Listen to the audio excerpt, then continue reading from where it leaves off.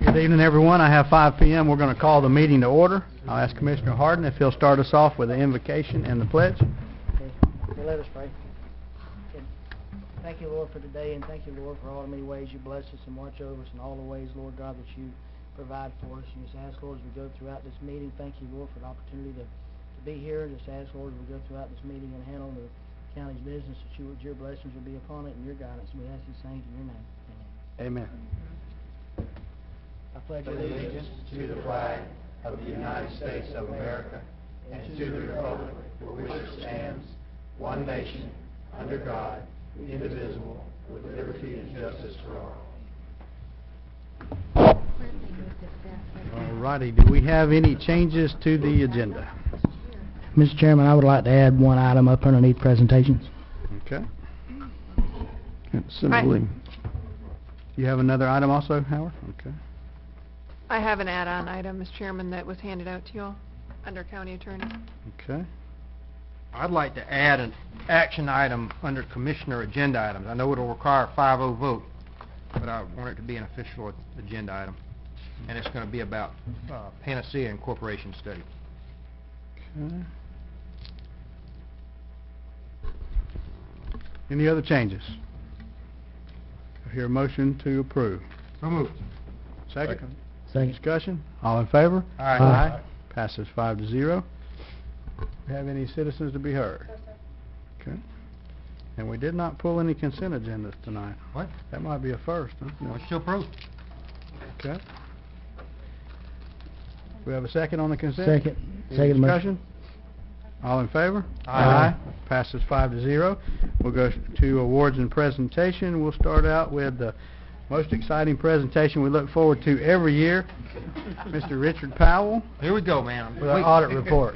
It's going to be riveting, as always. Okay, as always, it's a pleasure presenting the annual audit of Wakulla County. Just a quick overview. The audit of a county is an individual audit of each constitutional officer of the board, and then a compilation of all those audits into the audit report. So the audit has a section for each officer, and then the overall report, which is what I will discuss.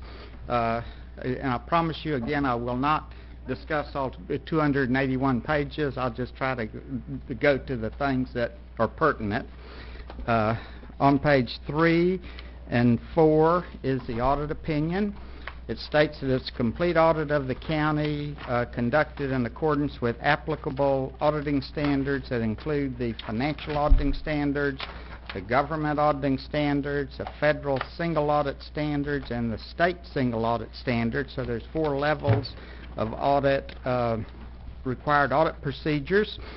In an audit, what you seek is a clean, unmodified opinion that states that the financial statements are an accurate reflection of how the county stood at the end of the fiscal year and what transpired financially during the year, and you have that unmodified highest level of assurance, which is a good reflection on the quality of the financial records and practices of the county, the board, and each of the constitutional officers. The next section, beginning on page 5, entitled Management's Discussion and Analysis, is some good, useful required overview information on the county, but due to the fact that it is derived from the financial statements, I'll go directly to the pertinent statements and then ask you to review that on your own. All of the funds of the county are divided into the governmental funds and the business type funds. So first we'll look at the governmental funds, and beginning on page 22 is the balance sheet for the governmental funds. And the governmental funds follow fund accounting, and to help people understand it, I call that cash accounting. Fund accounting is basically how you operate the county, how the budget is developed and administered.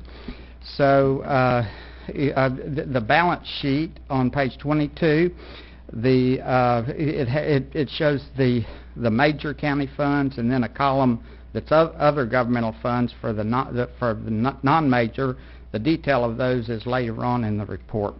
So the total assets at the end of the year for the governmental funds were $14,725,000. Total liabilities, $3,811,833. Fund balances are basically cash reserves. The total of these funds were $10,188,892. And you have the various restrictions on these balances. And so if you look at the end where it says unassigned, the $2,588,469, that's basically the unrestricted reserve of the county as a whole, and it's under control of the board. The general fund is the fund you look at to kind of see what is the health of a county. And so if you look in the fund balances of the general fund, you can see that the total fund balances are $4,468,619. That unassigned, I'll say again, the $2,596,817 is kind of your super contingency fund. And in this year, it represents about 7 weeks of general fund expenditures,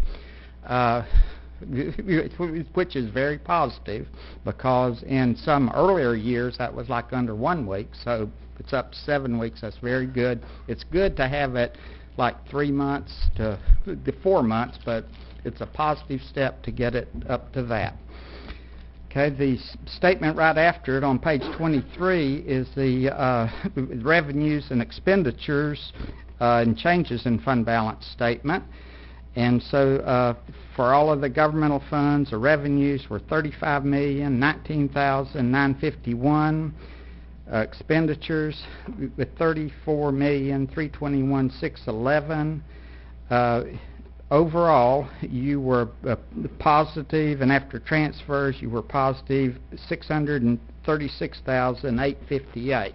So that's how much you increased your overall reserves. And then again, if you look over at general fund, you can see that the increase in the fund balance there was $911,878, which is over 1/3 of your ending fund balances in general fund. So you again you took a significant step in increasing those reserves.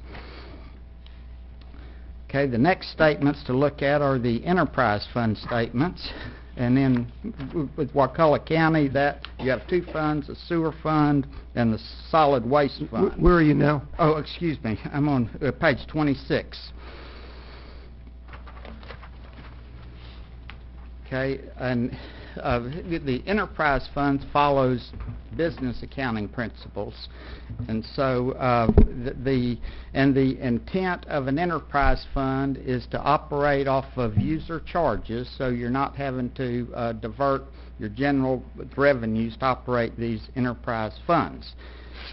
So again, now the balance sheet is called a statement of net position. And so the total assets at the end of the year were $18,499,421, and the substantial assets are in the sewer fund, $17,827,510, the solid waste fund, $671,911, the total liabilities, $2,530,173. Again, the substantial liabilities are in the sewer fund, $2,495,676. Now, the equity, called the net position, is kind of like fund balances, but the substantial equity is your investment in the capital assets, which is almost $15 million. But if you look at the bottom, the unrestricted net position is approximately equivalent to the unassigned fund balance, which the total is $758,788. So here again, it's good that that number's positive. In some earlier years, that was not the case. So now if you look on page 27, This is the revenues, expenses, and changes in net position for these funds. And I'll go straight to the bottom. If you look at the change in net position, you have positive numbers. In the sewer fund, $32,548. Solid waste fund, $99,573, for a total of $132,121. And it is the good and commendable, because that includes depreciation in these funds. You were able to operate the funds and even fund your depreciation, because in this year depreciation was $693,937. If you look back on page 26, a measure of liquidity and enterprise operations is the relationship between current assets, current liabilities. You're extremely happy if it's 2 to 1, 3 to 1, twice as many current assets as current liabilities. And in this year, you achieved the 2 to 1. So you went from below 2 to 1 to 2 to 1. So that means you have enough operating capital to pay your bills when they come due and to fund operations. On page 28 is a required financial statement called the Statement of Cash Flows. Under enterprise accounting, business type accounting procedures, you use depreciation and accrued expenses and revenue. This shows the change in cash during the year, and toward around 2/3 down, highlighted, shows the increase in cash you had for the year, and the total increase was $271,474. So you not only had some excess revenue over expense, but you also increased cash, which increased liquidity, which added to that ratio. So overall, financially, you had a successful year, and you had stronger reserves at the end of the year than at the beginning of the years, and you did not decline. After it are the notes and disclosures, and I'll just mention on page 50 is a table that shows the capital assets of the two categories. And the governmental capital assets, the cost basis is $94,048,948. I'm looking at the ending balance. Accumulated depreciation, $36,034,048. The net's $58,014,900. What does that tell you? It tells you those assets are approximately 38% depreciated, and so with what I see with other counties, that is average to slightly newer in assets. So the governmental assets are not extremely old. And in the enterprise assets, the accumulated depreciation is about 1/3 of capital assets. So that's also average to slightly newer. So your enterprise assets are not old. Okay, but it also tells you that you have about $45 million in accumulated depreciation that is not funded, so that's the reason you always want to try to build reserves and maintain assets. And it's not unusual that they're not funded. That's the case with all governments that I'm aware of. Okay, some information on the debt of the county on page 57. It describes each of them, but in the governmental assets, the total started out for the beginning of the year $9,449,373. It ended up $8,378,027. So it went over $1 million, $1,071,146. So it's always good to decrease debt. After it is some budget actual statements, and then some combining statements, which the people in accounting use these to construct the budget and to find information. Beginning on page 98 is our reports on some of our other required audit procedures. The one on 98, 99 is our report regarding our audit procedures required by government auditing standards. It goes beyond financial procedures and also includes internal control over financial reporting, compliance with various general laws, regulations, policies, procedures of the board. It has no findings or question costs. On page 109 is the equivalent report regarding the single audit procedures of the major federal grants during the year. It has no findings or question costs. On page 102 is the equivalent report regarding the single audit over the major Just go state from 109 to 102. Yeah, mine does too. Yeah, it's just slightly out of order. Yes, mine does that too. Oh, no, it's 100 to... when I said 109, it was actually 100. My glasses, that a 0 looked like a 9. So, okay, yes. Okay, I was on... with 100 was the first report. 102 was the... is the state audit... state single audit report has no findings or question costs. Beginning on with 104 to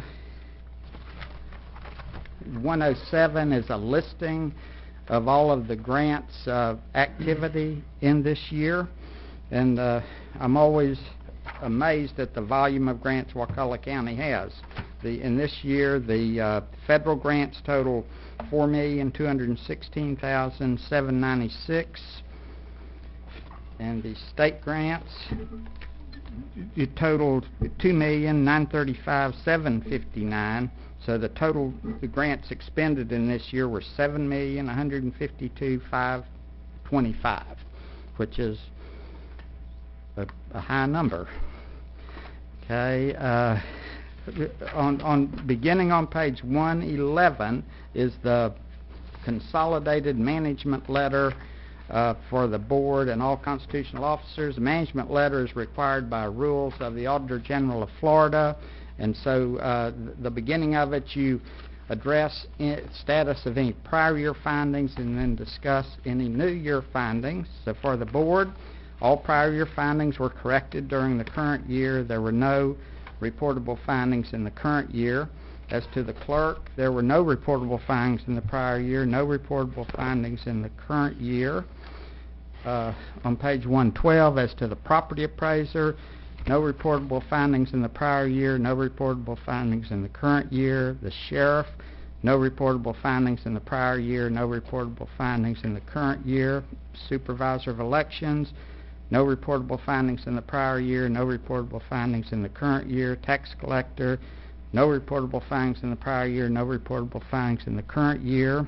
The annual report that's filed electronically with the state is in agreement with the audited financial statements. We did financial condition assessment procedures. I've given you the highlights of those. You are not in a financial emergency at the end of the year as described in Florida statutes. We noted no deteriorating financial conditions.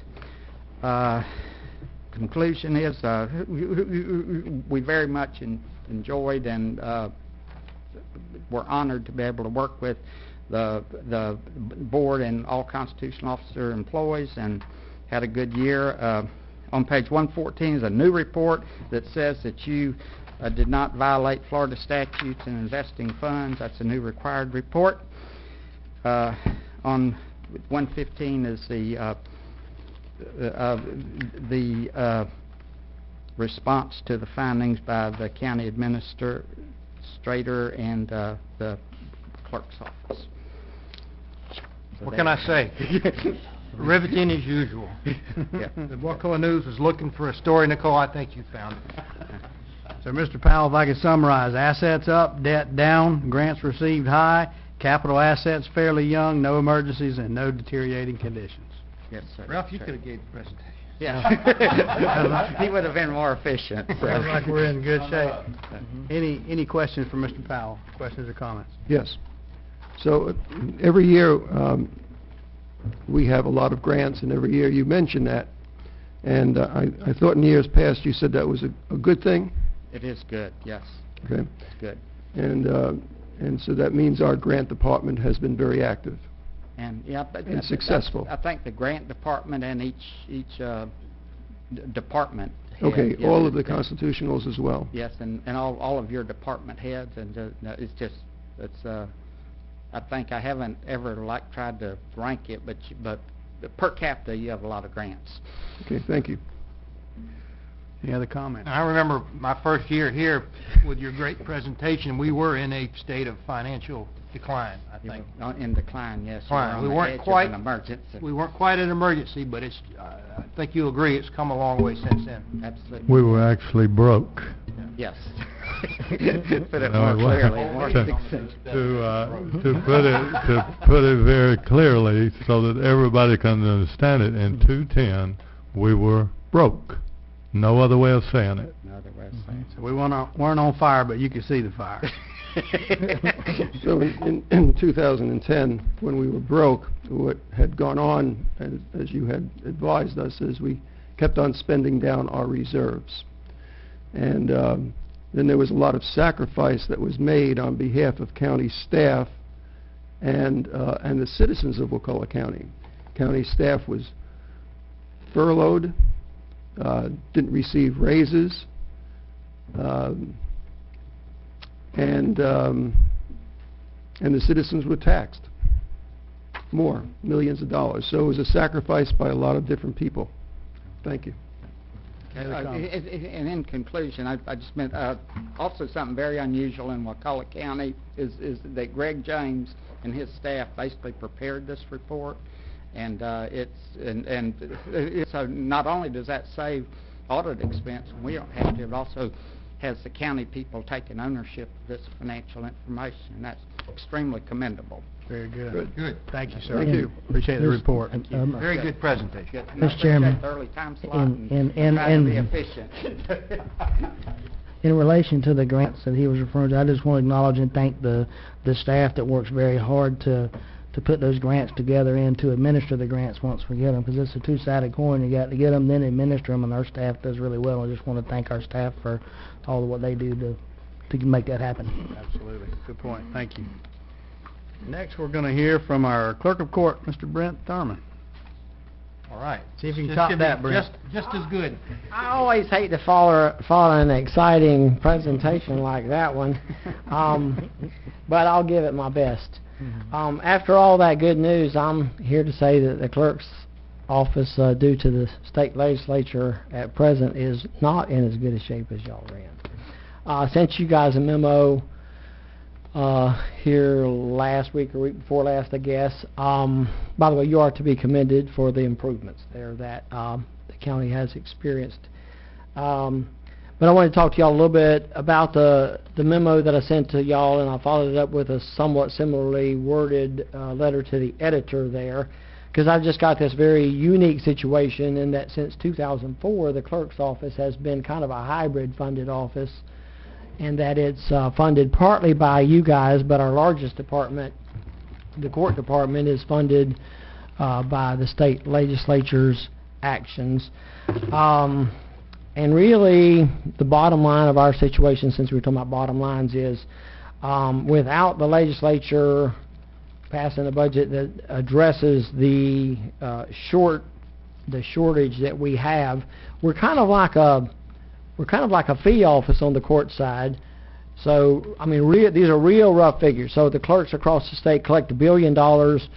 We send, 560 or 70,000, 560 or 70 million to the state, and our budget's around 430. And but in order to have the 430, we have to collect enough so that our share of all of those things are divided up into all the little buckets, and they equal what is our budget. So if we don't collect enough, which is not always within our control, then we're kind of like a fee office because we can't spend over what they set for our budget, but we have to ask them to fill our bucket with some of the money we've turned over to them if we run short. It's really a bad allocation. It's a different subject for a different day, but in my opinion, it's a bad allocation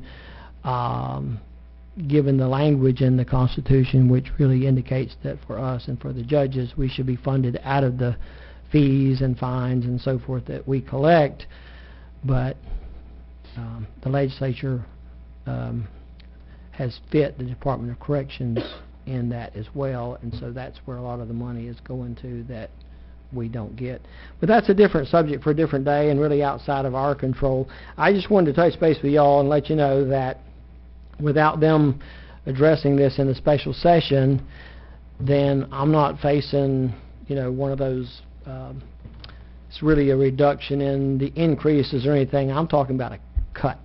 So it's really a reduction in the money that I had last year to operate on for the court section. So we had a similar situation to this in 2012. There wasn't a special session, but there was a action by the Legislative Budget Commission to come in mid-year kind of and say, oh, we're going to have to help you and we're not going to leave you in this state of instability and uncertainty. Well, we hope that they will address this in this special session, because what we're talking about is the year that ends September 30th, and right now we face a 3.2% cut if everything stays like it's projected right now to finish out the year. But because there's only really 4 months left in the year, that's more like a 10% annual type cut. So it's a very significant thing to try to squeeze into that part of the year still remaining. So in essence, I just wanted to kind of update you on that and let you know that if they come through, then I do intend to do something with the COLA money in the way of a COLA for those employees that you were trying to address. If they don't, I'll let you know what's going on, but if they don't, I may just have to use that to try to offset what will otherwise be furloughs for some of the court people. When we went through this before, we did have some furloughs, and I'm hoping that we won't find ourselves in that spot again, because we told them that this was going to happen and that this is not just a this year thing, that because of foreclosures coming down, practically everybody could see that wasn't going to stay up like it was or whatever, but we told them it was going to happen, and it's probably going to be the new reality. So really what we're hoping is that they give us something to address this year's deficit, and then give us some tweak on that allocation so that we are in better shape to move ahead in the future. If you'll tell us what you want us to do, if they'll tell us what they want us to do and give us enough time to work on it, it's a lot easier to deal with than for us to say, well, I don't know whether we're going to have to cut 10% between now and September 30th or not. So that is what it is. But if you got some questions, I could try to answer them or follow up with you in more detail after the meeting or whatever. Tell us again, how much do you collect and send to Tallahassee?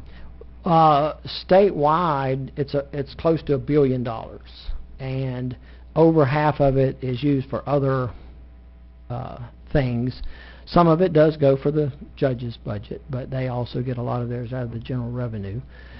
And so, it's a very complex system because, when a person comes in to pay their $75 payment on their court costs and fines from 2 years ago or whatever, that goes into about 16 different little buckets.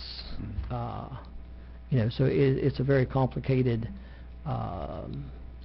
funding process, but that's the bottom line of it, is they could address this if they just allocated enough to our funds so that if anything, we could get a little bit ahead and have a little reserve built up for these types of things should they happen in the future.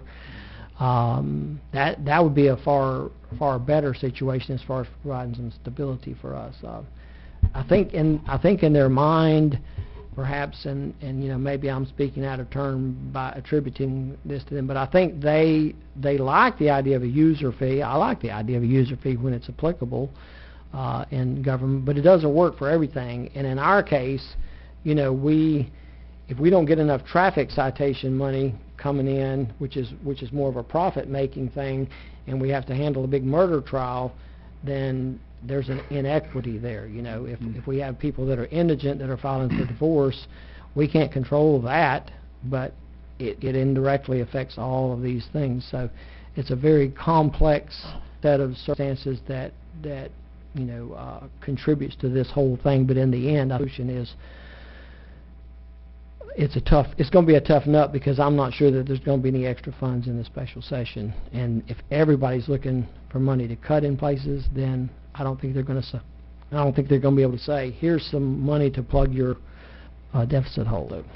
So is this changed every year? Do they reallocate the percentages, or how does No, this... the last time they did a reallocation, I mean, they can tweak it a little bit, but not anything that's significant. You know, they could go up $1 on the brain injury trust fund or something like that, but they're not going to do anything real major. The last time they did anything real major, they took $80 out of the filing fees for a lot of the civil cases and put it in general revenue. But that was back when foreclosures were through the roof and all this. And again, we said, you know, that's not going to be sustainable for you or for us as a funding source, because it's not going to stay at that level. So I take it that the clerks of the court as a group have petitioned, and is that falling on deaf ears? Thank you for that. Yes, we actually have a lobbyist, and he's one of the supposedly most well-connected and everything. So we're going to find out what kind of ears are falling on this. I do realize that from their perspective, where they're dealing billions of dollars in federal reimbursements and all this kind of stuff, that, you know, our little $15 million deficit is not the biggest issue on their radar, but it's the biggest issue on my radar. So, is there a way we can help? Can we give a letter of support and shoot that? Probably be the best thing you could really, and I would help you sort of just to encourage them to take this issue with it and try to deal with a sustainable or stable funding system. Everybody in business, you know, your ability and predictability. And you know, you can't really operate something without those things if you don't have control over your revenues, or your expenses for that matter, because they're constantly mandating things for us. We're about to have to start providing access to the court documents online, which you've never been able to see our court documents online, and we're about to have to start doing that in July. So all these great ideas come at a time when the expenses are getting pinched down, and that's a recipe for real problems. Our next meeting is June 1st, and that's the first day of the special session, so the timing would be good if you want to bring that back. Okay, we'll get something together and get it in your notebooks in advance, and then if you want to tweak it a little bit, you can approve it at that meeting. That'd be good. I'd suggest a consent agenda. I like that. I thought off the subject a little bit, but can you imagine Mr. Thurman and Ms. Art sitting together on the same podium, both of them waving? Well, you know, with them, you might have to have some space there. I don't know. Any other comments, questions? Thank you, sir. We appreciate it. Thank you. You accountants, man, you guys are kill me. Crack me up. All right, next, Howard, we'll go to you, law enforcement.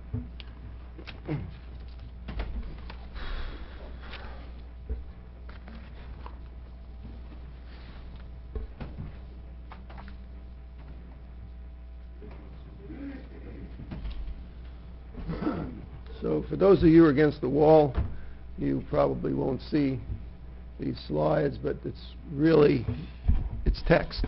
So as I'm speaking it through, you'll get most of it.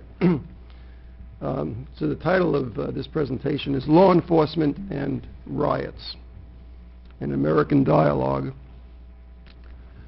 And so I begin with a few cases that you've probably all familiar that are in the news. And one is this Tamir Rice. He was holding some form of gun. Some people reported it as a BB gun. Some people reported it as a toy. I don't know exactly what it was, but I did watch the video, and And that's what really prompted this presentation. The video shows this young person fooling around with this gun-appearing thing. Some citizen had called in saying there's a young person fooling around with this gun, and it looks to be like it may not be a real gun, but they reported it.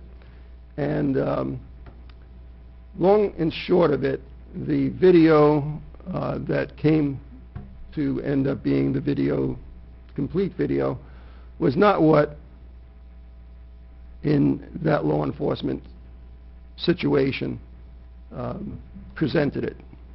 The story wasn't the same, and the video wasn't the same. It was altered.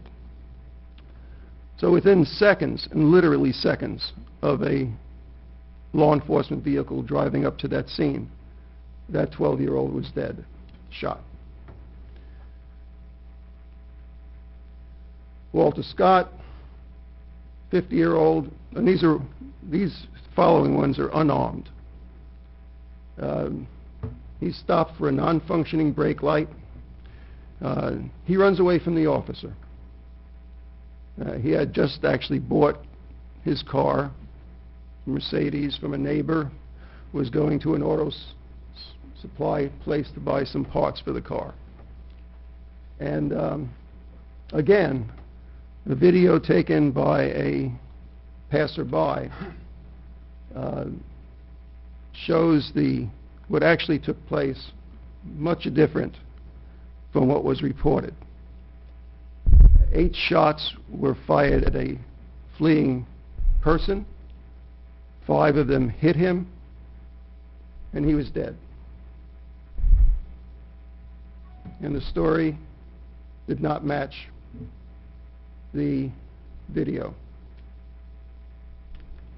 And that was probably the most disturbing video if anyone has watched it. There's a couple here, more, both unarmed. Natasha McKenna, 37, unarmed. Mental illness, tasered multiple times while restrained. Hobble restraint on her feet. What they call a spit sock over her head. She ended up dead. The top one, family calls for help. It's a mental ill family member. And the help results in death at the hands of law enforcement. So the question is, are these ugly encounters between law enforcement and civilians are they becoming more common, or is technology making them easier to capture? There's I'm not an attorney, but there's a Supreme Court case of Tennessee versus Gardner. This is a 15-year-old who, no doubt about it, he was burglarizing a home, tried to escape by climbing over a chain link fence, shot, killed. Officer said he didn't want him to escape. And the court said, even in a felony, it's better to have them escape. So according to our law of the land, we're not supposed to be shooting at unarmed, fleeing suspects to result in death. And I think that when these instances were coming out, I think it's natural for all of us to come to the defense of law enforcement. I don't know how you were raised, but I was raised officer friendly. I remember that from my earliest years in grade school. So my perspective is, and I'm sure that most people's perspective, or maybe a lot of people's perspective, is that if there's a story, we tend to believe law enforcement. That's how we're programmed. But as more of these videos come forward that show the discrepancies, and look, these could be a few bad apples in the barrel. In medicine, my profession, there are a few bad apples in the barrel, but they touch a lot of people. And I don't have an answer for this. I'm just going on with this presentation to get to a point that really upset me. So it gets to the idea of body cams. And the little bit that I've read on it, it's not that simple an issue. And a lot of people go back and refer to this Rialto, California study, which showed when they put these body cams on, they reduced the community's complaint rate by 90%. Unfortunately, that didn't reflect in other communities. So even though they keep on referring back to that study, it's not something that you can just say, well, if you put on body cams, complaints go down 90%, everything is good. I think what I've come away from in a little bit of research that I've done on body cams is that you have to have a very good, detailed policy developed before you even think of purchasing this equipment. Personally, I think there's a place for body cams, but I think that policy is critical. And the next, I'm not going to go through these reading of the next two, but there are more of these unarmed people being killed than I could possibly present. At year-end 2007, the United States, having less than 5% of the world's population, had 23.4% of the world's prison and jail population. In 2008, approximately 1 in every 31 adults, 7.3 million in the United States, was behind bars or being monitored, probation or parole in some form. Our U.S. prison population, comparing it to other countries, this is one of the categories which I'm not very proud of for the United States, but we're beating Russia. And we even beat Russia when Russia had the gulags. It's a dismal statistic.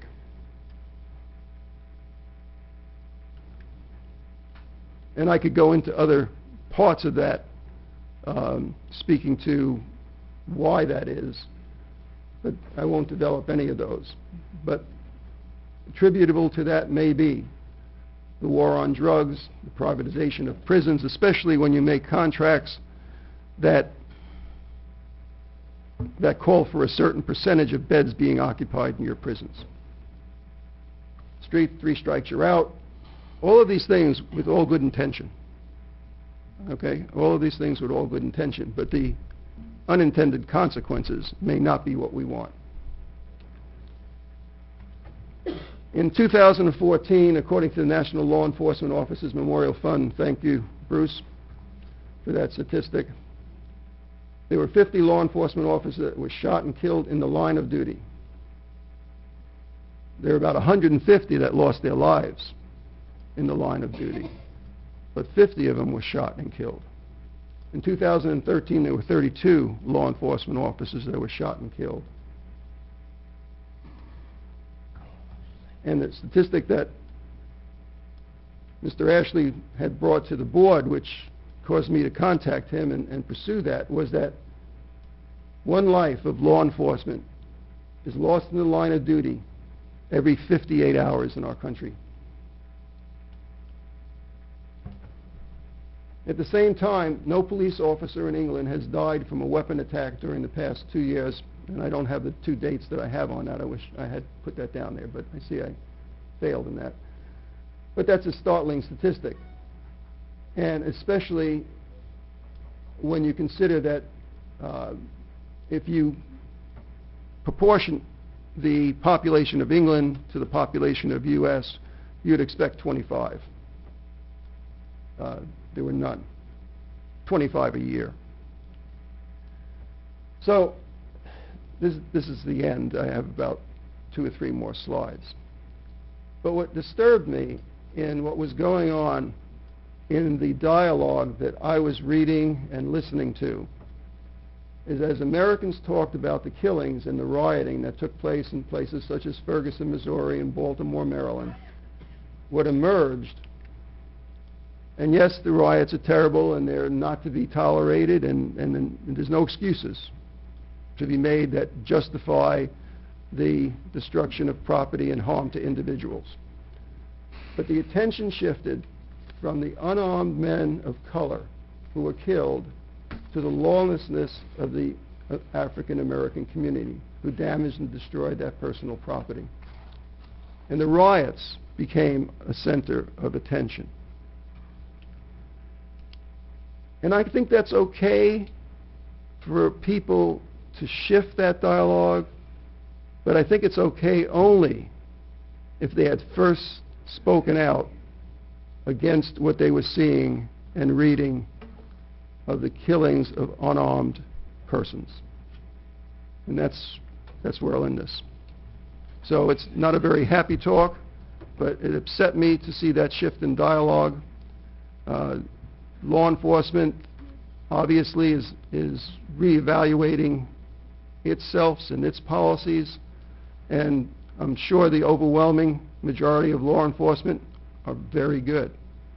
But something has to be done here to address what's going on in the last year or two. Thank you. Thank you. Any discussion? I guess if I want to say anything, I just want to ask Commissioner Kessler not to judge all of law enforcement or all of corrections based on a few isolated incidents that has happened.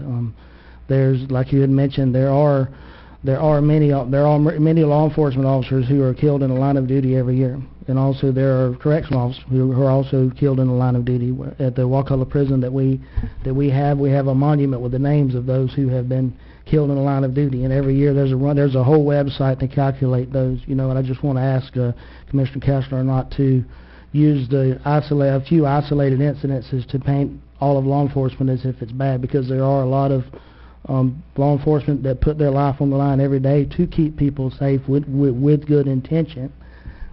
I'm speaking as someone who's in this for the last 18 years, and I can't sit here and be silent. I just want to say that there are a lot of good law enforcement officers. In spite of these isolated incidences, there are good law enforcement officers who are doing the best they can to keep the public safe every day. And there is things that do happen that in those isolated incidences that something could have been done different after the fact. But as a whole, there's a lot of good correctional officers and good law enforcement officers that every day put their life on the line to keep people safe, and I want that to be acknowledged as well. Well, thank you very much, Commissioner Harden. I'm sorry you didn't listen to my talk, but if you had listened to my talk, you would have heard loud and clear that I said the great majority of law enforcement is good. It's the few bad apples, but if you would sit and watch some of these videos, such as Walter Scott, and find a way to minimize that, I would not understand it. But yes, just as I refer to my own profession, there are bad apples. But if you have 1% of bad apples, those bad apples touch a lot of people. And I said it, I was very clear in my report. I grew up officer friendly. I trust law enforcement, but there's something wrong that's going on. Thank you. In my opinion, you just made a slam against all law enforcement. You just took one position and rode that horse. And that's basically a slam against everything I believe law enforcement stands for. And I resent having to sit here and listen to it. I do not like it. And I don't think the people in the county like it. This is not the place where you talk about that sort. I just resent it. I hate that I had to sit here through that. Well, that was my first item, Mr. Chairman. Please proceed to your second. My second item may be even more controversial. This past week, there was a WorkSource jobs fair held at our community center. And yeah, it was terrific. Chairman Thomas was there, Commissioner Moore was there, I was there, I believe Commissioner Harden was there as well. I wasn't able to be at the job fair. Oh, I had to okay. work. Okay. Well, anyway, it It was spectacular. And this worksource is the new name for what used to be called workforce. I was really amazed at the citizens who came there. There had to be over 100 people there. 200. Great. I tried to count, but I didn't stay long enough to catch all of them, I guess. And it was just amazing to see citizens show up in looking for jobs, and there be jobs that are actually were being offered that very day, and a lot of help and a lot of assistance. So if you missed that, jobs fair, then I would encourage you, I don't know the number, but call our county office, and we'll be glad to provide you with that phone number. But it's a great resource, and I was very, very proud of our community. Did you guys find any luck finding employment? That's all. Any further discussion on that? Richard, you've got a add-on. Add-on item. I wanted to acknowledge and recognize Mr. Jimmy Coker that's here with us tonight. He's the warden of Wakulla Correctional Institution. He was informed this week he's going to be leaving us. He's going to be transferring to Santa Rosa CI coming up within probably a week or so. I just wanted to acknowledge and thank Warden Coker for all that he has done to be a friend to our county and the ways that he has helped our county. And if y'all have ever been to it, every year that he's been here, he's held a community day to where all the community leaders were brought to Wakulla.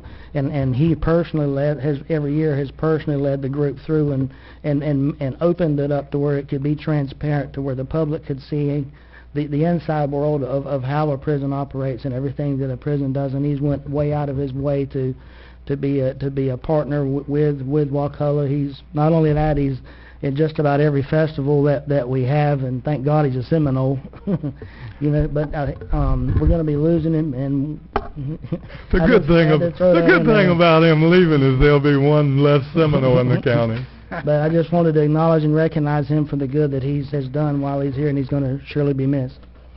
I agree with that, and you deserve a round of applause. Really hate to see him go. He has been a great asset to our county, helped us in a lot of ways, and said yes a lot of ways up to his last act in office, and he told me no. Please, would you like to say? But no, he's a great asset. Awesome person. First off, Mr. Chairman and Commissioners, thank you for having me out tonight. I'd like to be able to take credit for what Wakulla does, but I don't. There's 500 plus people that work out there, a large majority from this county. And like I'm away now, and there's people working, keeping the state of Florida and the county, the citizens of Wakulla County safe. So I do appreciate the relationship that I've had with many of y'all in the last 4 years. We've been able to institute a couple of squads in this county since I've been here, and I don't take any credit. It's a group effort here. And I will tell you that the man who's coming in to replace me is a good man, and he's been here before. He worked for me a couple years ago, so you're getting a good man. And me and him talked for a long time this past Saturday about Wakulla CI and Wakulla County, and I think you'll be pleased with him when he gets here. From a personal level, this is bittersweet. This is my next stop will be the 8th prison I've been at in about 14 years. And my wife's a retired police officer, and she hasn't worked in a long time, and I'm glad she's able to stay home and supervise our children and get them. She's got a harder job than I do, to be honest with you. But the probably hardest part of this job was telling my children that we were leaving Wakulla, because we love this area. We've been here longer than any other place but one other place. But we love this area. We love the school. We love the county.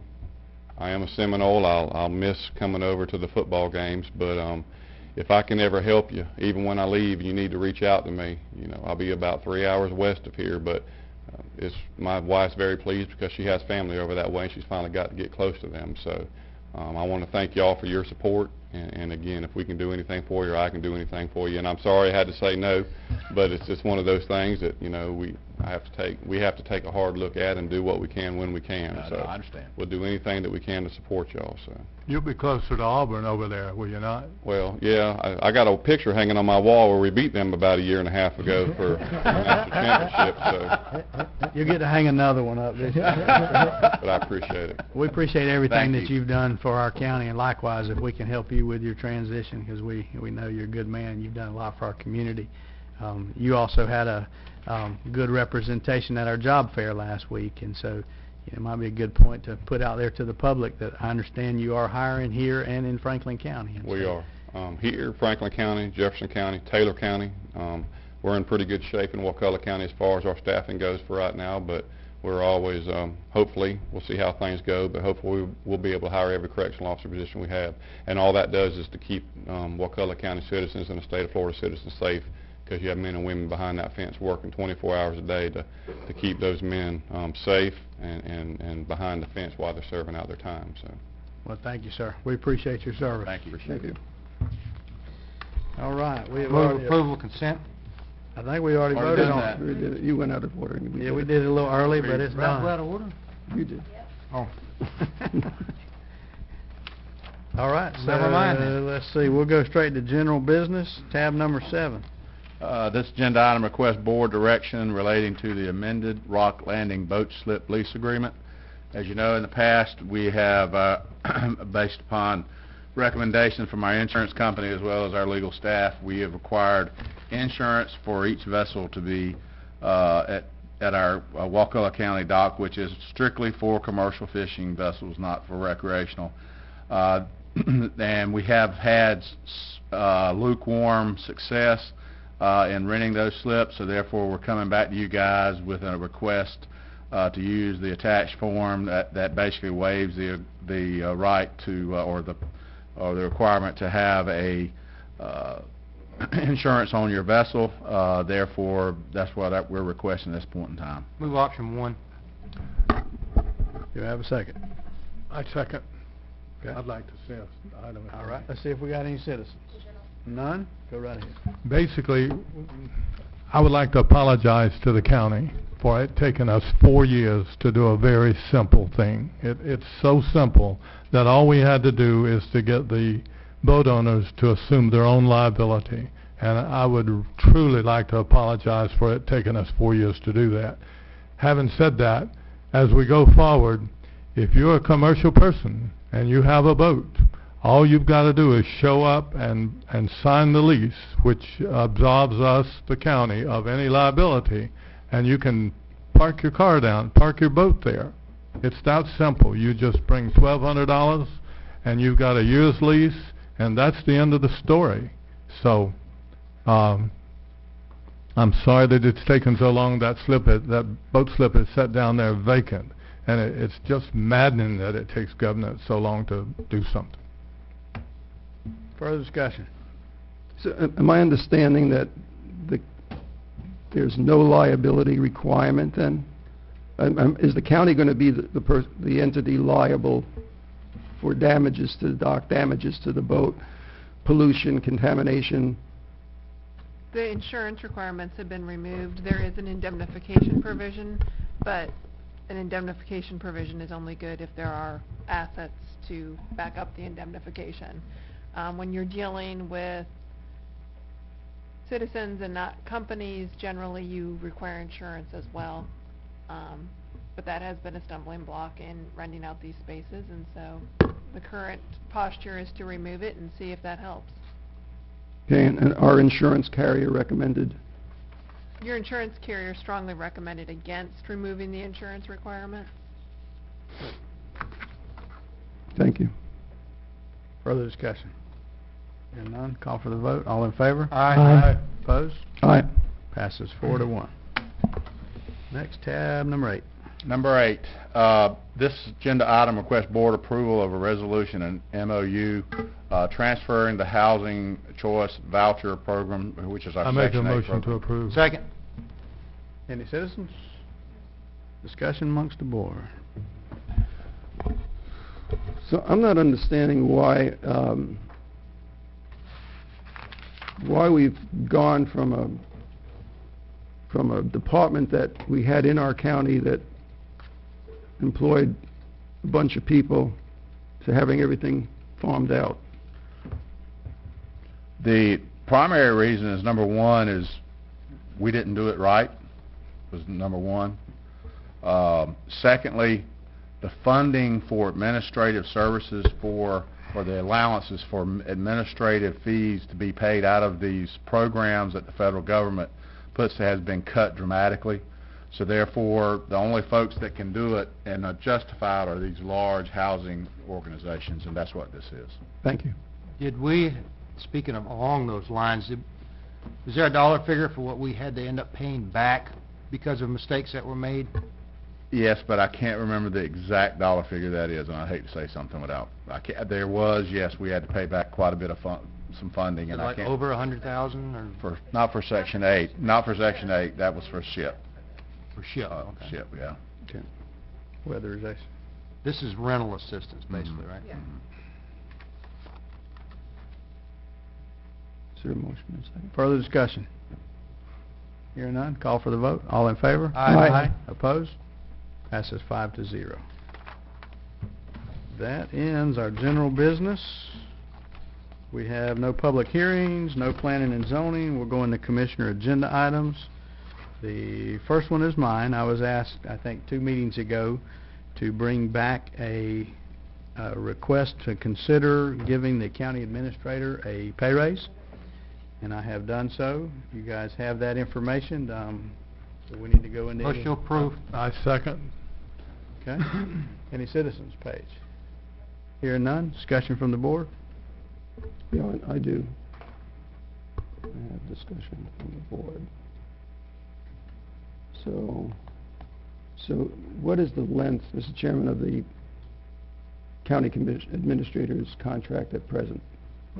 How many years is the contract for? This doesn't have an end date. Okay. You serve at the pleasure of the board, right? To be fired any time.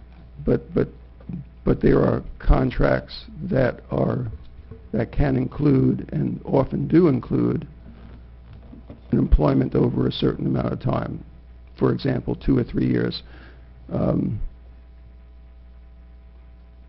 That seems to be pretty normal.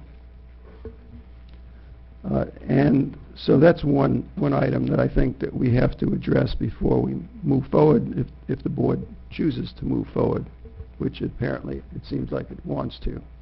And can you clarify, I'm not sure, is that normal for a county administrator, county manager position? Yeah, I called up a number of the counties that Mr. Edwards had given me a list that compared them to. Matter of fact, I have them some here. Let me just get over here also. Let me see what this. Okay, so yeah. So 2 years was a common contract. Severance package. If the administrator worked out to the end of the contract, there wasn't this parachute. Okay. And if it terminated before, then there would be. But it was only effective on an effective date of the contract, which, we as a board provided for a law, what I consider a sizable, some people call it golden parachute. I don't consider it that, but it's a severance package, and it was very generous.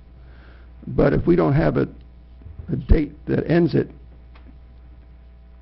the contract, it's always going to be eligible for this severance package. Mm-hmm. And I don't think that's a good idea. There's been, we just heard the auditor's report tonight, and we're a bunch better financial status, but we didn't give out raises for a long time now.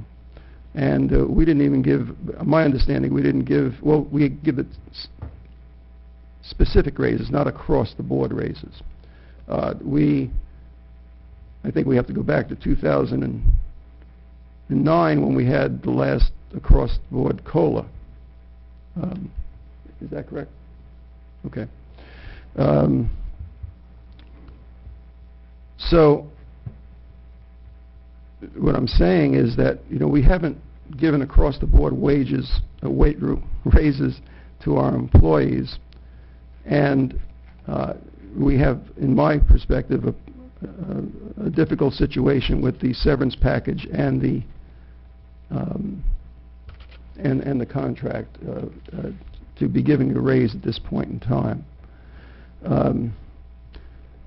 There were some other things in the construction of this item, and I just point to that, we compared it to a prior administrator,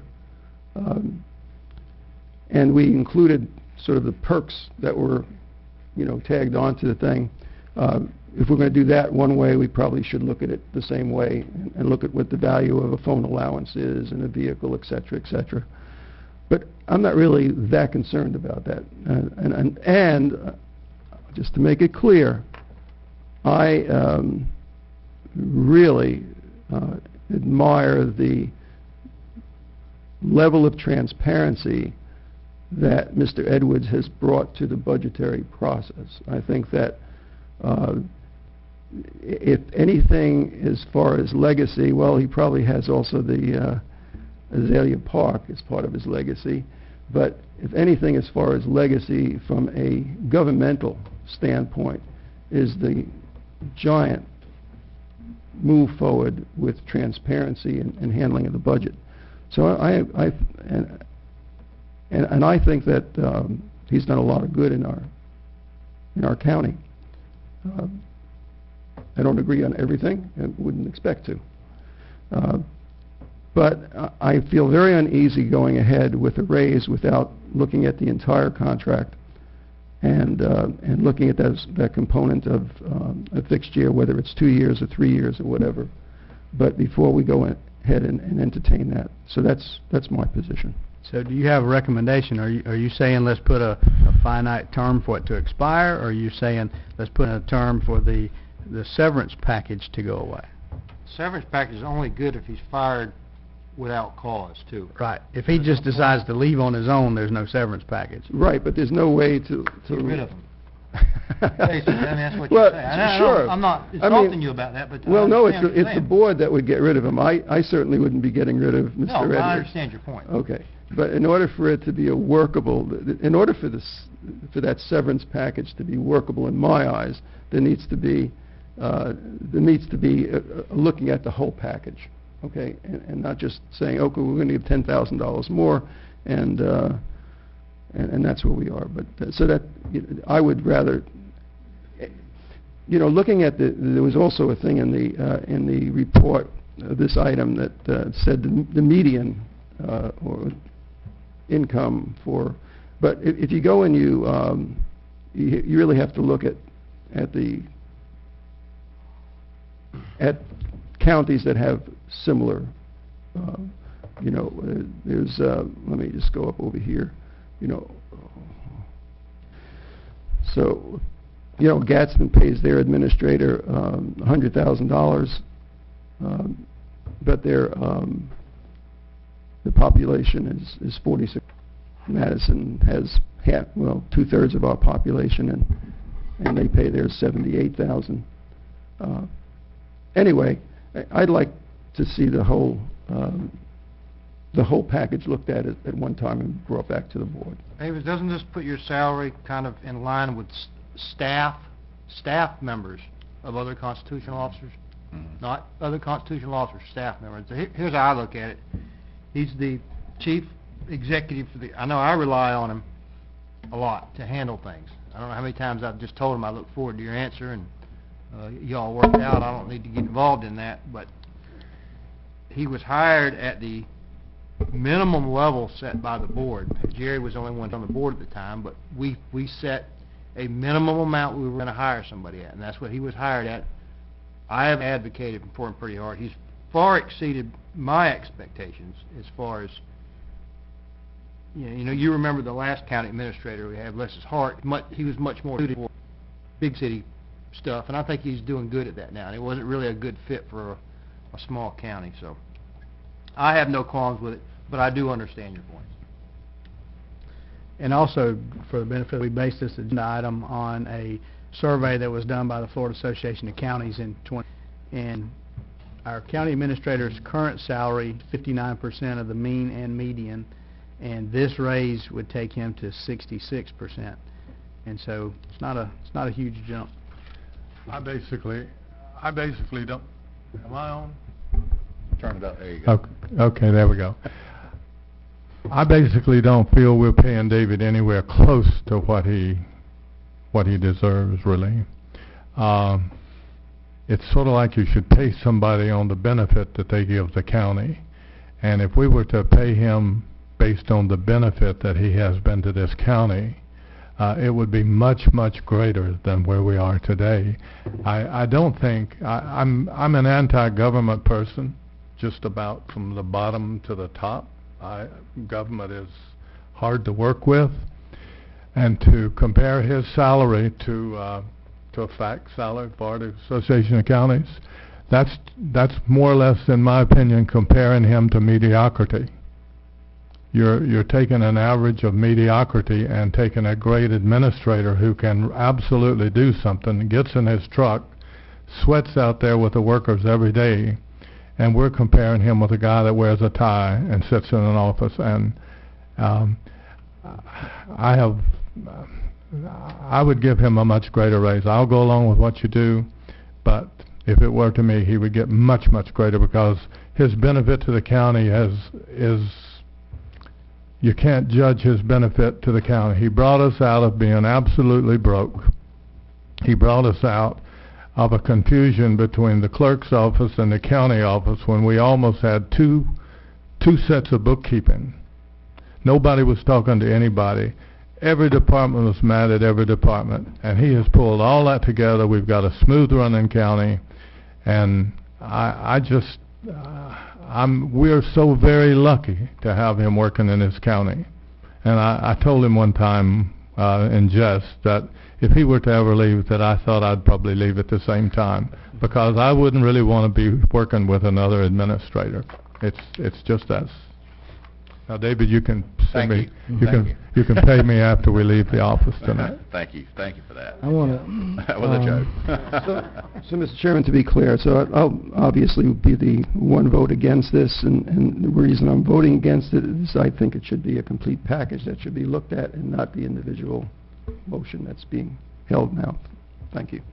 Mr. Chairman, that, one thing, whenever I work a full 40-hour-a-week job whenever I'm not on the county commission, and I confess that I do rely on David a lot. I call David sometimes at some odd hours, to some very odd hours sometimes, in order to just touch base with him and to stay in tune and just connect. And I'm thankful, but every time we talk about salaries and the greatness of our county, because I do believe we have a great county, but it was a team effort, and we're a team, a team of group of people working together to bring everything about. And I just want to ask David for a commitment and going forward that we can do everything that we can to help our employees and help our employees who are part of the team going forward, to bring them to where they need to be, because they have not had I will agree with Commissioner Kessler that they haven't had a raise. We weren't able to. This year we were able to, but that still doesn't catch up a lot. And I just want to ask a commitment from the administrator that we can, beginning next year and years going forward, to do whatever we can to bring our staff up as much as we can. Will do. Unfortunately, we just had a good report tonight from our auditor, and so this conversation would probably go quite a bit different if it was the way it looked a couple years ago. I mean, let's review. Assets up, debts down, grants received are high, capital assets are fairly young, no budget emergencies, and no deteriorating budget conditions. The gentleman that reported that, he had the luxury of just being able to report it, but not build it, not put us on the track to get us there. And so we recognize that your effort, staff effort, effort of this board making decisions, that's what put us in this position. And correct me if I'm wrong, how much do we pay him for this audit every year? $82,000. So right now, we paid him as much for this as we do your salary every year that got us on this track. That's right. Believe me, I'd like to figure out a way that we can cut that, but every time I've investigated it, it seems like there's not a good, reasonable way to do that. But, you know, I think the effort building this was a lot more difficult than reporting on it. No offense. Certainly, they put a lot of effort into it, but you gave them the tools that they could give a good report, so appreciate that. Thank you. Any further discussion? Call for the vote. All in favor? Aye. Opposed? Aye. Passes 4-1. Thank you, Commissioners, and if you don't mind, just a second. Yes, staff, I'd like to thank staff. Staff, I have the best staff in the world, and you have to, as anybody knows, as managers in a business or a government, you have to surround yourself with good people in order you to be successful, and that's what I have. I'm very fortunate to have any point in time between 82 and 91 great staff members, and that's what makes a difference. And yes, Commissioner Harden, paying those folks what they're worth is very important, because you know, their heart's in the right place, but at the end of the day, everybody's got to pay their bills, and so we have to be cognizant of that. But you're right, I can't. The only way we were able to do what we were able to do is as a team effort, and I was fortunate enough to hold on for the ride. So I appreciate and thank all those staff members, and thank y'all. Y'all are awesome to work for as well. Thank you. Randy, you have a add-on. Yes. There is an upcoming vote, citizens of Panacea, here in the next, whatever. We're going to vote on whether or not to incorporate. I think it's pretty important for us to give those citizens the information, not biased one way or the other. Don't saying we support incorporation or we don't support it, but here are the real world implications to you. And what I had suggested David do is come up with 3 possible scenarios. One would be all their wildest dreams come true, and they get treated just like Sop Choppy or St. Mark's. They get to keep all the revenue, we keep doing all the services. How much money would they actually get to run their government? Another scenario would be a compromise, which is basically what the Panacea Waterfront has agreed to do, which is they pay for some of their services till their ad valorem taxes go up, right, David? Mm-hmm. Third case scenario would be, what's the worst case scenario? Because a lot of people say, well, you know, I'll vote for this. What's the worst that can happen? We need to tell them what the worst that can happen is. The worst that happen is we act like a bunch of jerks, or either the people after us or the people 5 years from now, and say, we're not going to grade your roads anymore. You can keep your $2,000 a year in gas tax money. You grade your own roads. Or, you know, we're not going to, whatever. You know what I'm talking about. Mm-hmm. If us and Panacea get into a big disagreement and butt heads, what's the worst that can happen? And I think, as far as us as the county, we should be willing to put that together, to give to the people that's going to be voting on it. I don't want to say we support it. I don't want to say we don't support it. These are the possible outcomes. And just because right now I don't think a lot of people know. And I think a lot of people think that their property taxes are going to stay in Panacea if they vote to incorporate. They're absolutely not going to do that. They're still going to pay property taxes. I think they need to know what number is going to be given to them, best case, middle case, and worst case, to fund this new government. And I just think those just facts. And I would like to make a motion that we direct David just to put together maybe a one-page white paper. I think Nicole has expressed interest in maybe they would run it just for people to be able to read before they go to vote on it, because I think they need to have at least some indication of what the impacts would be on the county side. So that's my motion. And if it's not going to get a 5-0 vote, I'll just withdraw it. Do we have a second?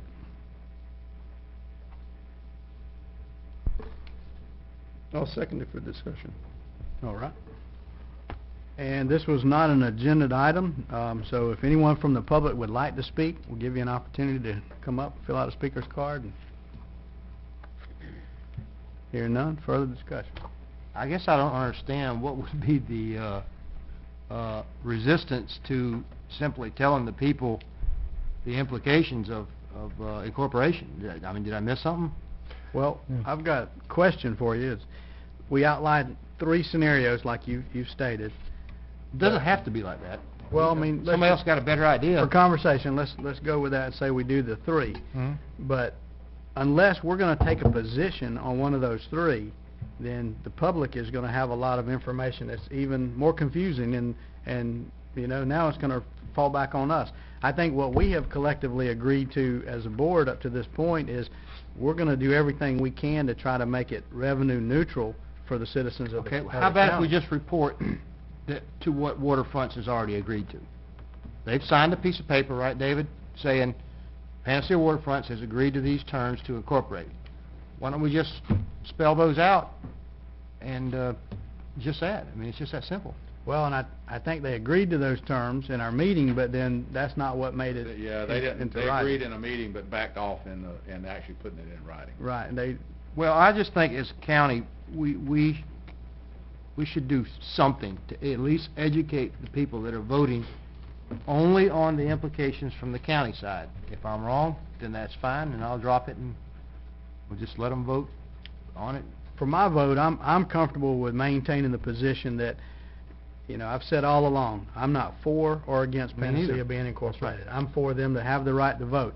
As far as the five of us, we're elected to represent the entire county, and so, you know, I'm gonna continue taking the position of revenue neutral to the best that we can, and I know it's always difficult to slice that, but I'm gonna try to make sure with my vote that we keep that revenue neutral. That way, if the folks of Panacea, if they're successful at doing this, I wish them the best, but I don't think they need to do it on the financial backs of the rest of the county. Well, there's no And need to so- waste a bunch of Well, time. no, I'll withdraw my no, motion. no, I'd like to We can speak. talk about it under discussion if you'd like.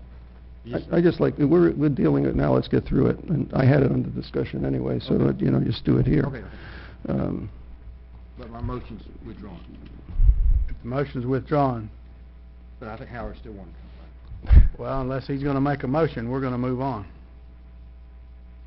So, we'll deal with it under, Discussion. yeah, unless you reinstate your motion, okay. Hearing no further motions, we will move on. County Attorney has an add-on item. There's a handout in front of all of you. I'm seeking approval to engage the law firm of Sniffen and Spellman to get labor law advice, public sector labor law lawyers. They specialize in this area. They have agreed to give us some reduced hourly rates of $200 an hour for partners and $175 for associates. They'll be able to provide advice regarding, general advice regarding public sector labor law, some training, and then in the event we need it, contract negotiations in the future. If you want to move on this item, my recommended motion would be to approve us to engage Sniffen and Spellman and give the chairman the authority to enter into an agreement. So moved. Second. Have a first and second. Heather, if I could, if there's no citizens. Let me ask the citizens didn't know what was coming up, so again, if any citizen would like to speak, this is the opportunity. How does this relate to not your, but neighbor's contract? Under our contract, we have the authority to bring specialists in, for lack of a better word. Traditionally, I have brought those contracts to you all to get them approved, even though I could probably sign them. Okay, but this is the board paying for this? Yeah, the board, this would And be is- hourly work. Is it delineated what types of things you're allowed to bring in outside counsel for and not do in-house? You know what I mean? Or is this one of those items that even if you did do it in-house, we'd still be paying for it anyway? You would, well, it's a specialized area. The contract is not specific on what specialties we would bring somebody in on. It's kind of done on a case-by-case basis. This is something that I think is specialized enough that you get a better, we could get up to speed on it, but they're going to be taking less time to do the same tasks that we would do, so I think you're going to be saving money by going this route. My root point is that this is an issue, whatever the issue is, that we'd either pay your law firm for, or we're going to pay these people for that are experts in it. Yeah, for this type of an engagement, it would, in the long term, I think you will save money by bringing them in. We're not investigating, never mind. Okay, we have a first and second. Further discussion? Hearing none, I'll call for the vote. All in favor? Aye. Opposed? Passes 5-0. County Administrator, any items? Yes, just as a reminder to the public, June 1st is the deadline, 5 o'clock on 5 p.m. on June 1st is the deadline for the solid waste and fire services hardship exemptions. Those applications need to be in and turned into my office June 1st, no later than 5 p.m. Y'all That's on done a Monday. outreach to the senior center and all that? We've already been all the outreach and everything. We've got a steady stream coming in. Now, we talked at one time about either advertising it or something through the trim notices, right? Mm. Did that ever happen? Jessica, did that happen or not? Or did we? Trim it goes out. Trim goes out, yeah, a while back. I think it we was talked mentioned about on it there. since then. There's a reminder on there. Yeah. We talked about that earlier this year, Well, so we- that what the we- notices haven't come out since we talked about it. What we I don't just think. talked about earlier this year, I think, was setting the rate the year prior, so we didn't have to wait to do it, so. Right. This has nothing to do with that. Let's not confuse it. This is just this year. Yeah. You'll do Over the the- rates in July. Right. When you approve the resolution. Right. Also, as an update, code enforcement reorganization, we have pulled code enforcement from planning and development as well as, portion from planning and development and also from the building department, and those duties are with Summer Strickland now. She's doing both jobs that she was doing plus, or the job she was doing as well as code enforcement officer. Memorial Day ceremony will be at 10 a.m. Monday, May 25th. So it's in honor of all of our veterans, naturally. So make sure that you guys come if you can be there, and also the public. It's this ceremony is the 25th at 10 a.m. on the courthouse grounds here. And if I can clarify, not all of our veterans, only the ones that have fallen, only the ones that have died. Yes. That's it. All right? I was thinking of Veterans Day. You're right. Thank you. Citizens to be heard.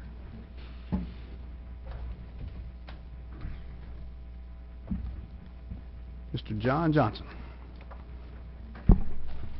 Hello, gentlemen, ladies.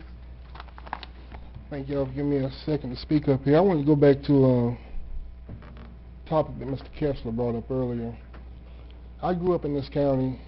I played football here with some of your brothers and sisters and probably some of your kids. Me and Officer Cesar worked here in 1989. This was a jail here. There was inmates living in this area. I worked my whole career in law enforcement. I left to go off to play college football, and I came back to Wakulla because I love this county so much. My whole family grew up here. I mean, this is my passion. I love this county. I love law enforcement. I've worked my whole career as a police officer or deputy sheriff. I've seen good officers, I've seen bad officers. We have a real problem in this country. Law enforcement officers are held to a standard way above anybody else working at Walmart or the county commissioner's office or wherever. We are given the power to take your liberty, take your life if we have to. We have a rough job. We have a rough job. I've been in a situation where I had to pull my gun. Thank God I've never had to shoot nobody, kill nobody. Thank God nobody ever shot or killed me. There's been nights where I was praying and hoping that I got back home to my family and my kids, and I take law enforcement very serious. I want to thank you, Mr. Kessler, for bringing this issue up. I'm not offended at all. We have a problem in this county, in this country, and if somebody don't talk about it, nobody's going to talk about it. So I want to thank you for bringing it up. I'm not offended, and I can't understand how you gentlemen can say you're offended because he brought this issue up. I didn't see nothing in his presentation bashing law enforcement. I love my brothers and sisters in law enforcement. I mean, I do. I work that job knowing that I may have to give my life to save one of theirs. And like I said, I love this county. It's not. I don't think it's a black and white issue. You got some officers that are just not trained right, and they're killing people, man. And there's a problem out there.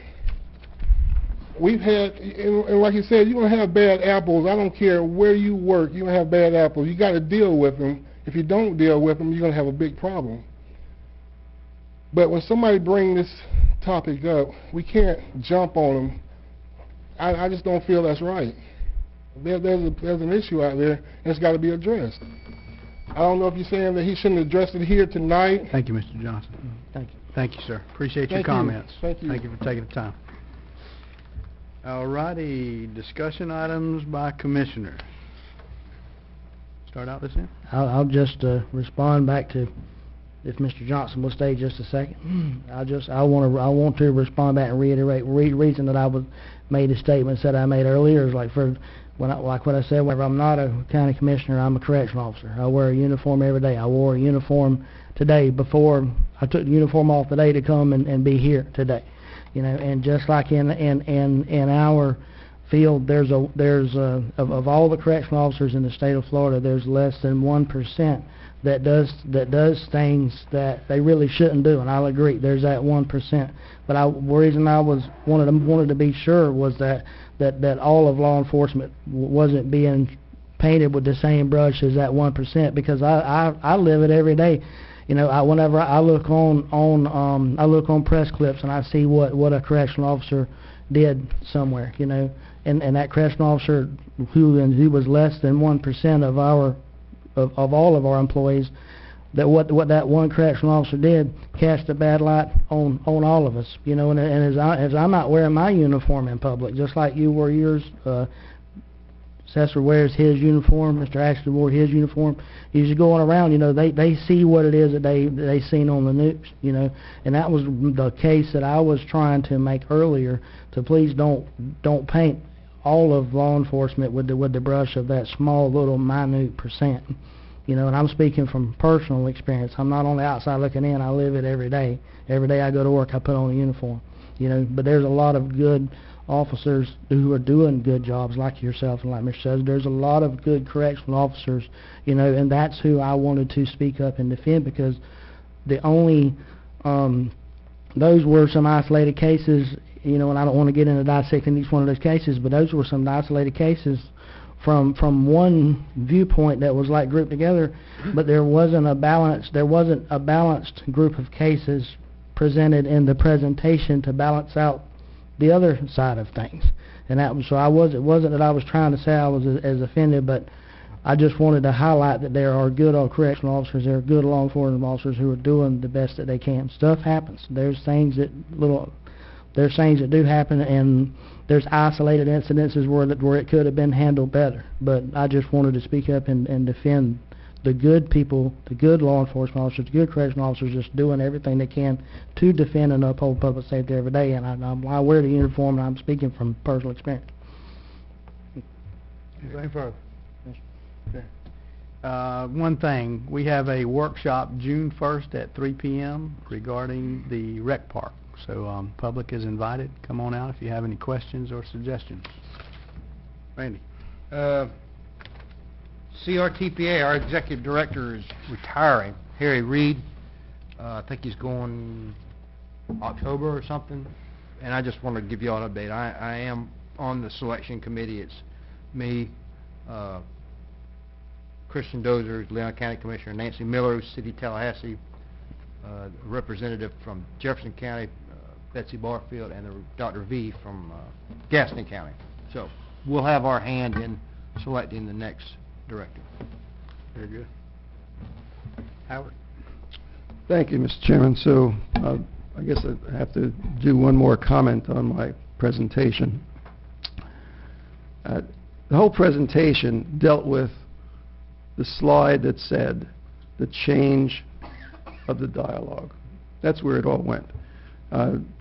If you interpreted those killings to be bad killings, which a lot of them were, I don't think it was appropriate to list the whole mess of good killings. That's just my opinion. But I did put on that 150 law enforcement officers are losing their lives in the line of duty every year. That's a sad statistic, but it's out there. And I would agree with you, Mr. Castro. And there's no, so I'll let it go, but there was no way that I was bashing law enforcement. Okay, so let's go on to the other items. One item that we were just starting to deal with on Panacea until you cut me off. I just withdrew my motion. Yeah, well, you could have let me say something. It's like when you don't second it so that I could have an opportunity to discuss something with you guys. I mean, that's what you guys do. But You guys. yeah, you guys. Anyway. Yeah, We're not going to go down that road. yeah. Okay. Well, it's a 4-to-1 thing. You know, I think there's a certain civility in when someone wants to discuss something, prepare something for a board meeting that, such as fracking. You may not like it, you may not know anything about it, but I thought it was important enough to be discussed at a board level for making some kind of statement to the legislators, possibly one way or the other. So, getting back to the Panacea Incorporation, and I was confused by your statement of laying out 3 scenarios. Maybe Commissioner Chairman Thomas was similarly confused. But I think that if we are going to put out anything from the board, which we can, from the county, as I understand it, that has to be a completely neutral presentation. It's just a balance sheet. This is what it's going to cost the county. This is what's going to cost the people in Panacea. And not give choices or anything like that. We don't know the answer to that. Well, based on what we do know,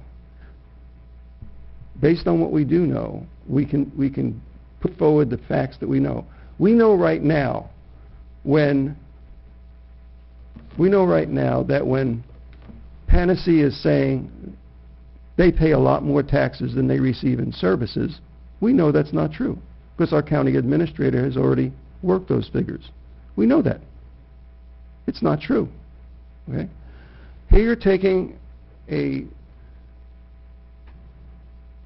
group of people that would be somewhere around 800, and you're saying, okay, if you incorporate, and if the county truly wants to make things revenue neutral, that means you're on your own, we'll provide the services for you, this is what it costs the county to provide your services. You want to be independent and have your own municipality, and you're not paying in what you're paying now, so make up that $140,000 or whatever it is each year.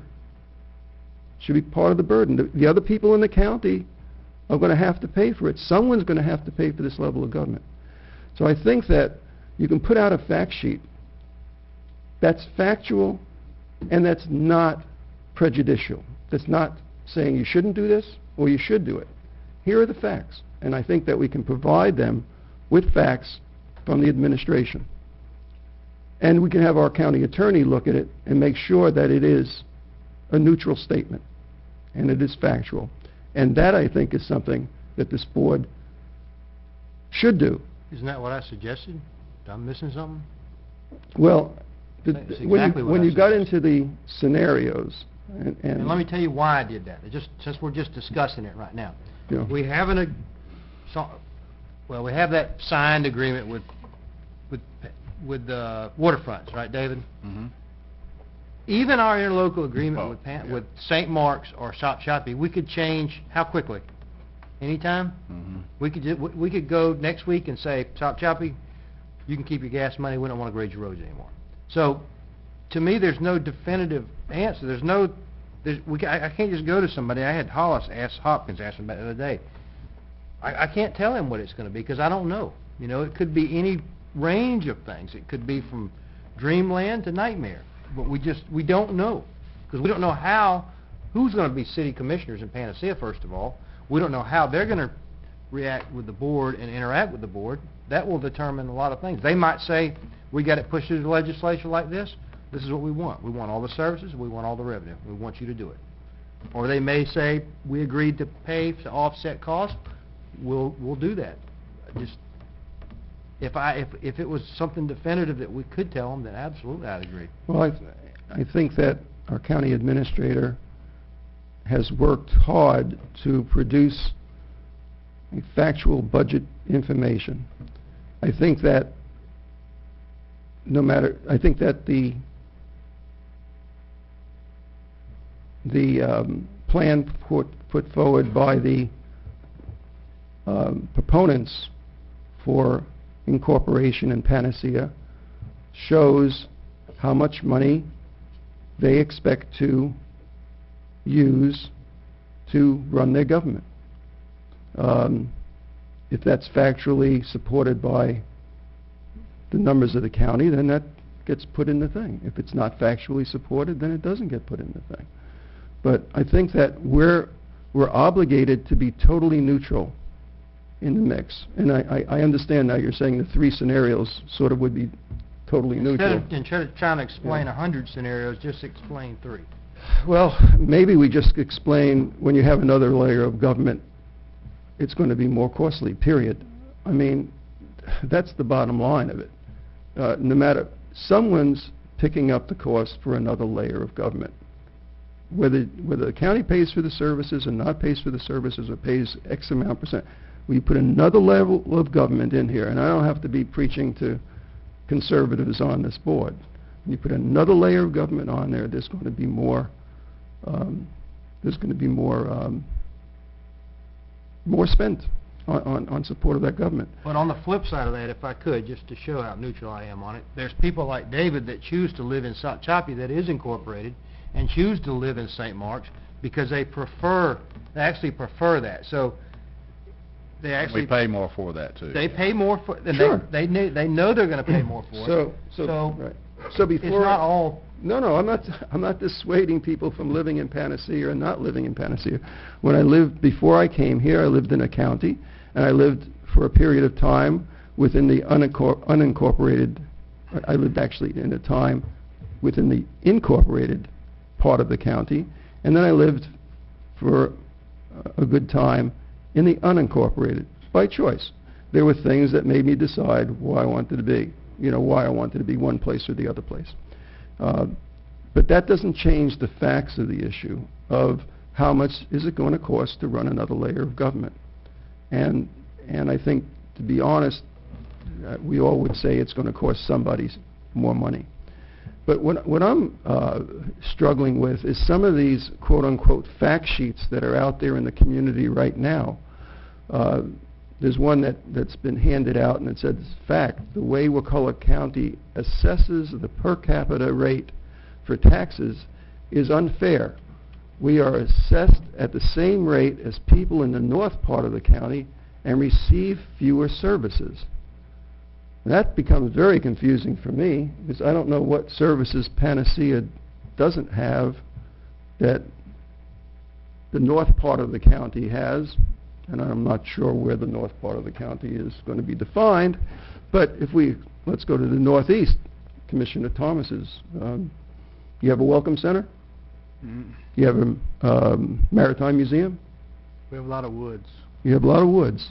And I could go on with those, because I think if we want to pick one of the areas that doesn't have a lot of services, it's the northeast section of our county. A lot of people are there without sewer, without a lot of amenities that Panacea has.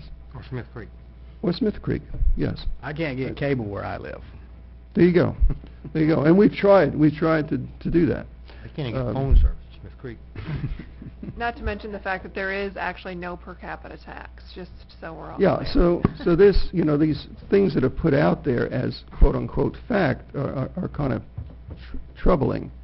I remember, and you all might remember also, when the county a couple of times went into Panacea, and at the cost of multiple tens of thousands of dollars, did a cleanup because Panacea asked to do a cleanup.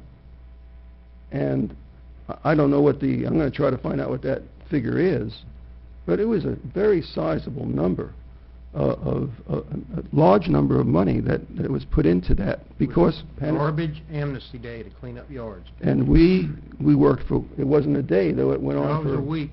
or two. Extended to 2 or 3 weeks, Yeah. I think. And it was tens of thousands of dollars. So, you know, when these fact sheets are coming out here about how Panacea pays more than they get in services, and that's disturbing because these are not facts, these are misleading statements at the least.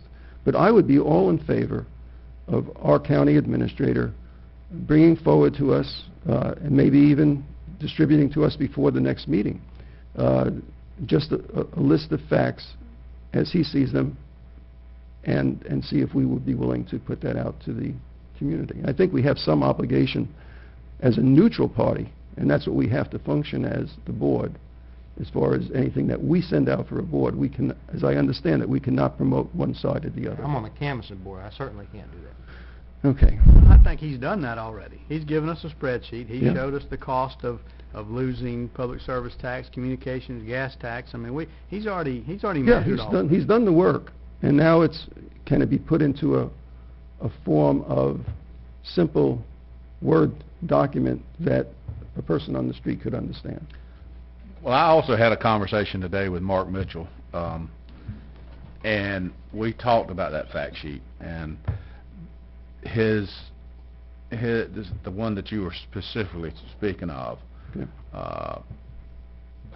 Not sure where that got messed up interpretation, but what he was, the sheet that I had put forward to you guys about the per capita cost, and that's what they kind of got messed up with, the per capita cost. I told them you can't, they were understanding almost that we tax people differently than we in the southern part of the county do in the northern. You don't do that. Can't do it. Straight across the board, that was just a way of figuring out the cost of operations on a per capita basis, per person basis. And so anyway, I think we straightened that out. I did ask that be straightened out, and also, you know, just we want to work with you guys on it, but please, we want to make sure this thing is done honestly, with integrity, and they agreed as well. So hopefully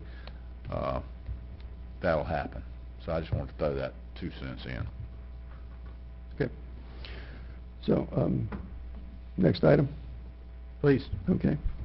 Thank you. Electronic voting. So I want to first thank Commissioner Harden for doing the research he did at the last meeting and bringing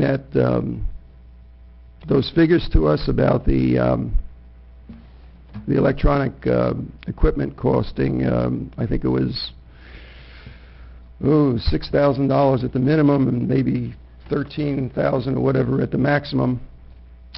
But the board voted against. Not everyone voted against, but the board voted against having staff research the equipment. And if he had voted to allow staff to research the equipment, he would have found out that there are many reputable companies offering a product that would provide what we need in our chambers to have an accurate and functioning electronic system, providing more transparency for under $700. So that's what it is. There are multiple companies out there. They'd be willing to come and make presentations to us if you'd want, or for $700 you might want to choose one. And it would eliminate confusion, it would have more transparency, and it would step us up another notch. So that's just informational. Anything further? Further discussion? Motion to adjourn. So moved. Thank you. Or adjourn. Everyone have a good night. Thank you. Okay.